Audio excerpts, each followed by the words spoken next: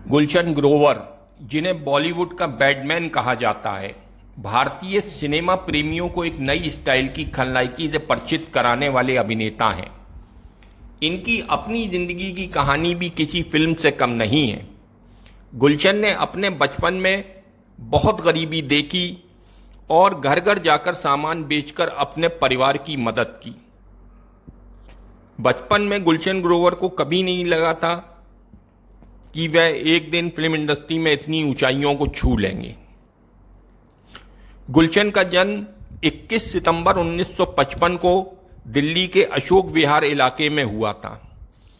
गरीबी से जूझते हुए उन्होंने अपनी पढ़ाई का खर्च निकालने के लिए बड़ी बड़ी कोठियों में डिटर्जेंट पाउडर, फिनाइल की गोलियां और पोंछे बेचे।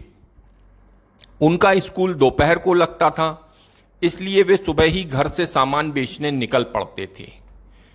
कोठियों में रहने वाले लोग भी उन पर तरस खाकर उनका सामान खरीद लेते थे ताकि वो अपनी पढ़ाई जारी रख सकें। गुलशन ग्रोवर कहते हैं कि उन्होंने बेहद गरीबी देखी है, लेकिन कभी भी अपनी गरीबी से घबराए नहीं। इस बात का क्रेडिट वो अपने फादर को देते हैं, जिन्होंने हर हालात में ईमानदारी और मेहनत से काम करने का पाठ गुलशन ग्रोवर को सिखाया था। गरीबी में रहते हुए भी गुलशन ग्रोवर ने कभी हौसला नहीं खोया और अपने परिवार के साथ एक वक्त के खाने पर भी गुजारा किया। कॉलेज में दाखिला लेने तक यही हाल रहा। गुलशन का पढ़ाई में काफ़ी मन लगता था और वह अपने स्कूल के अव्वल स्टूडेंट्स में थे। अभिनय की दुनिया में उनका आना भी दिलचस्प है। उनके पिता रामलीला के लिए लिखा करते थे और खुद भी हिस्सा लेते थे। एक दिन रामलीला के दौरान जब वानर सेना के लिए एक नन्हे वानर की ज़रूरत पड़ी तो उनके पिता ने गुलशन को वानर बना दिया।